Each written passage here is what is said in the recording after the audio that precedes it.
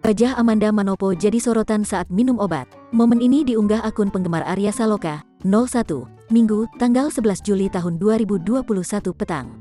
Rupanya Amanda Manopo sengaja mengabadikan momen minum obat itu. Pada unggahan video berbentuk reels itu, tampak pada mulanya Amanda seperti menahan rasa tak enak.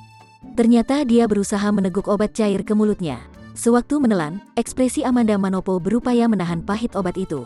Air mukanya berubah ketika menahan getirnya rasa obat cair itu. Setelah itu, Amanda Manopo meminum air agar rasa pahit obat itu memudar. Namun rasa pahit obat itu terlalu kuat. Saking pahit rasa obat itu, sampai-sampai lidahnya menjulur. Meski demikian, Amanda Manopo merasa malu melihat videonya meneguk obat yang pahit itu. Harus diabadikan minum obat ini, hahaha gue kok malu, tulisnya pada caption di atas. Lucunya, ekspresi Amanda Manopo menjulur lidah digunakan para penggemar untuk mengomentari episode 353, Minggu, tanggal 11 Juli tahun 2021, malam.